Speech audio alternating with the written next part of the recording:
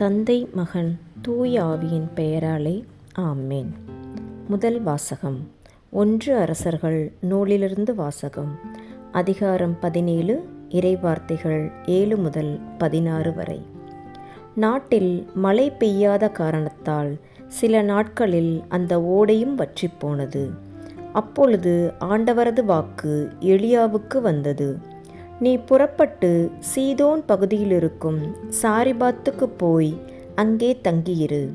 அங்கு உனக்கு உணவு அளிக்குமாறு ஒரு கைம்பெண்ணுக்கு கட்டளையிட்டிருக்கிறேன். எலியா புறப்பட்டு சாரிபாத்துக்கு போனார். நகரின் நுழைவாயிலை வந்தடைந்த பொழுது அங்கே ஒரு கைம்பெண் சுள்ளிகளை பொறுக்கிக் கொண்டிருந்தார். அவர் அவரை அழைத்து, ஒரு பாத்திரத்தில் எனக்கு குடிக்க கொஞ்சம் தண்ணீர் கொண்டு வா என்றார். அவர் அதை கொண்டு வரச் செல்கையில் அவரை கூப்பிட்டு, எனக்கு கொஞ்சம் அப்பமும் கையோடு கொண்டு வருவாயா என்றார். அவர், வாழும் உம் கடவுளாகிய ஆண்டவர் மேல் ஆணை, என்னிடம் அப்பம் எதுவும் இல்லை.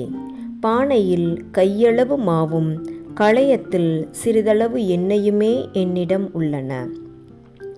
இதோ இப்போது 2 சுள்ளிகளை பொறுக்கிக் கொண்டு வீட்டிற்கு போய் அப்பம் சுட்டு நானும் என் மகனும் சாப்பிடுவோம். அதன்பின் சாகத்தான் வேண்டும் என்றார். எலியா அவரிடம், அஞ்ச வேண்டாம், போய் நீ சொன்னபடி செய்.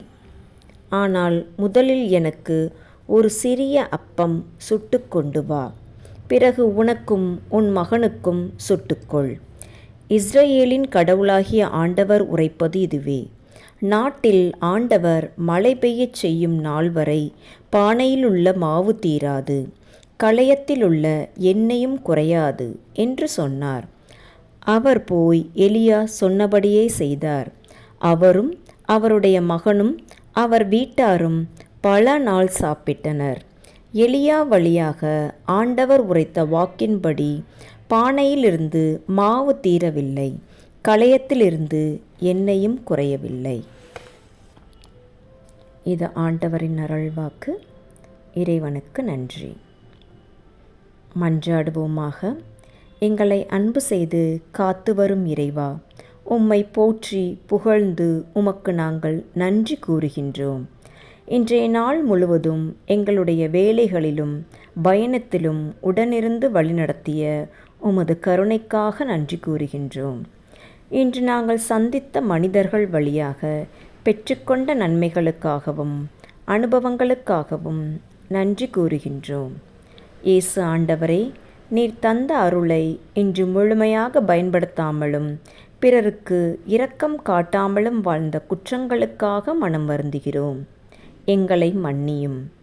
இந்த இரவில் அதிர்ச்சி, பயம், தீமை எதுவும் எங்களுக்கு நேரிடாமலும் தீயவன் எங்களை சோதிக்காமலும் பாதுகாத்தருளும். தூய ஆவியாரே இறைவா, இந்த இரவில் முதியவர்களுக்கு ஆறுதலையும், நோயுற்றவர்களுக்கு நற்சுகத்தையும், வறியவர்களுக்கு பாதுகாப்பையும் தந்து காத்தருளும். எங்கள் இறப்பின் வேளையில் உமது விண்ணக மகிமையை நாங்கள் அடைந்திட அருள் புரியும்.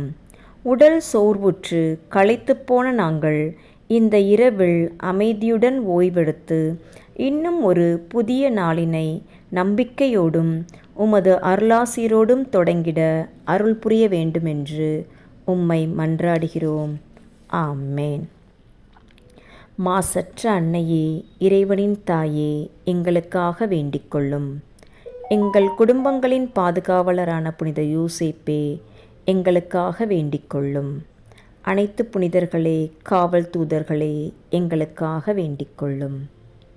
தந்தை, மகன், தூய ஆவியின் பெயராலே ஆமேன். இயேசுவுக்கே புகழ், இயேசுவுக்கே நன்றி. மரியே வாழ்க.